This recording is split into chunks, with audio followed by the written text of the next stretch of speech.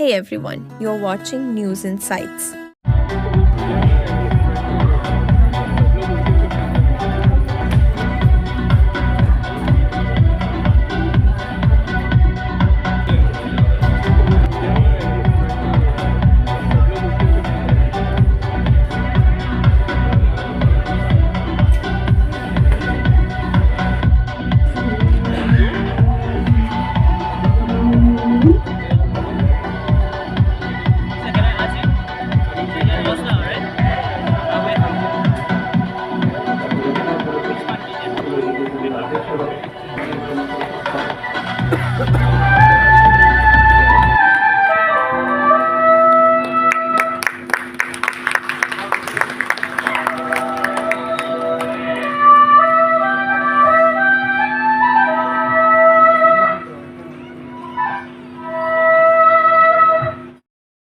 ನಿಖರವಾಗಿ ಚಿತ್ರಿಸಿದ್ದಾರೆ.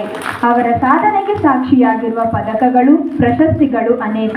ಅವುಗಳಲ್ಲಿ ಪ್ರಮುಖವಾದವುಗಳು ಕರ್ನಾಟಕ ಸಾಹಿತ್ಯ. As the president of IMA Roan branch in 2006, he conducted monthly CMEs with the help of Dr. P.V. Bhandagi, Secretary of IMA Roan. He also organized College of General Practitioner Association Conference under the leadership of Dr. H. Silakul, then Senior Vice President of IMA HQ. He conducted 7 free IMA College of Surgeons in 1977. He started his government service as an assistant surgeon at KMC Hubli in the year 1965. During 2009, he has actively participated in building the new IMA Bhavan in Mandya and organized various health camps, events and participated in many state-level cricket tournaments and immensely helped the organization. He was instrumental in organizing IMA shuttle tournament and IMA Somanna advising the younger generation of IMA members of Raichur. He got a Lifetime Achievement Award at Belagavi during state conference. Platinum Award for him.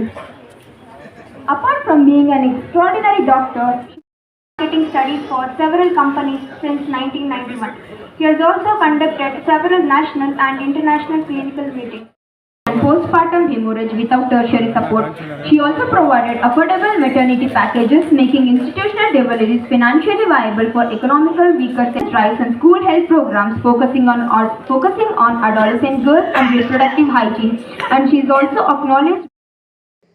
ರೋಗಿಗಳನ್ನ ನಾವು ಸರಿ ಮಾಡ್ತೀವಿ, ವೈದ್ಯರನ್ನ ಯಾರು ಸರಿ ಮಾಡ್ತಾರೆ? ವೈದ್ಯರಿಗೆ ಏನ್ problem ಆದ್ರೆ ಅವ್ರಿಗೆ ಹಾರ್ಟ್ ಅಟ್ಯಾಕ್ ಆದ್ರೆ ಯಾರು ನೋಡ್ತಾರೆ? ಅದಕ್ಕೋಸ್ಕರ ಈ ಸರಿ ಉದ್ದೇಶ ಏನಪ್ಪಾ ಅಂತಂದ್ರೆ, ವೈದ್ಯರ ದಿನಾಚರಣೆ ಉದ್ದೇಶ ವೈದ್ಯರ ಆರೋಗ್ಯ, ಮನೋ ಆರೋಗ್ಯ ಮತ್ತು ದೈಹಿಕ ಆರೋಗ್ಯದ ಬಗ್ಗೆ ಗಮನ ಕೊಡಿ, ಸಾರ್ವಜನಿಕರು ಕೂಡ ವೈದ್ಯರ ಬಗ್ಗೆ ಯೋಚನೆ ಮಾಡಿ ಅನ್ನುವಂತಹ ಒಂದು ಉದ್ದೇಶ. ಎರಡನೇದು, ವೈದ್ಯರು ಯಾರು ಕೂಡ ಪೇಷಂಟ್ಗೆ ಒಳ್ಳೇದ್ ಮಾಡೋಣ, ಒಳ್ಳೆ ಟ್ರೀಟ್ಮೆಂಟ್ ಕೊಡೋಣ ಅಂತ ಯೋಚನೆ ಮಾಡ್ತಾರೆ ಬಿಟ್ರೆ ಯಾರನ್ನು ಕೂಡ ನಾವು ಪೇಷಂಟ್ ಹಾಳಾಗ್ಲಿ ಅಂತ ಯಾವತ್ತೂ ಟ್ರೀಟ್ಮೆಂಟ್ ಕೊಡಲ್ಲ. ಬಟ್ ಕೆಲವು ಸಂದರ್ಭದಲ್ಲಿ ನಮ್ಮ ಪ್ರತಿಫಲಕ್ಕೆ ತಕ್ಕಂತಹ ರಿಸಲ್ಟ್ಸ್ ಬರಲ್ಲ. ಹಾಗಾಗಿ ಭಾರತೀಯ ವೈದ್ಯಕೀಯ ಸಂಘ ವೈದ್ಯರ ಏಳಿಗೆಗಾಗಿ ಶ್ರಮಿಸುತ್ತಿರುವಂತಹ ಒಂದು ಅತ್ಯುತ್ತಮವಾದಂತಹ ಸಂಸ್ಥೆ. ನೋಡಿ, ಇವತ್ತು ಡಾಕ್ಟರ್ಸ್ ಇವರು ಡಾಕ್ಟರ್ ಅಶೋಕ್ ಬಿ ಎಂಚಿಗರ್ ಅವರು ಹೇಳ್ತಾ ಇದ್ರು, ವೈದ್ಯರು 10 ವರ್ಷ ದೇ ಡೈ ಯಂಗರ್. ಅಂದ್ರೆ ನಾರ್ಮಲ್ ಆಗಿ 72 ವರ್ಷ ಬದುಕಿದ್ರೆ ವೈದ್ಯರು ಬರೀ 10 ವರ್ಷ ಬದುಕ್ತಿದ್ದಾರೆ. ಯಾಕೆ? ಮಾನಸಿಕ ಸಮಸ್ಯೆ, ಆರೋಗ್ಯ, ಅವ್ರ ಬಗ್ಗೆ ಅವ್ರಿಗೆ ಕಾಳಜಿ ಮಾಡೋದಕ್ಕೂ ಕೂಡ ಟೈಮ್ ಇಲ್ಲ. ಕೆಲವು ಸರಿ ಹೇಳ್ತಾರೆ ವೈದ್ಯರು ಕರೆಕ್ಟಾಗಿ ನೋಡ್ತಾ ಇಲ್ಲ, ಇಮಿಡಿಯೇಟ್ ಆಗಿ ನನಗೆ ಟ್ರೀಟ್ಮೆಂಟ್ ಕೊಡ್ತಾ ಇಲ್ಲ ಅಂತ. ಬಟ್ ವೈದ್ಯರ ಬಗ್ಗೆ ಕೂಡ ಸಾರ್ವಜನಿಕರು ಯೋಚನೆ ಮಾಡ್ಬೇಕಾಗತ್ತೆ ಅಂತ. So Indian Medical Association is one of the biggest and largest non-voluntary organization.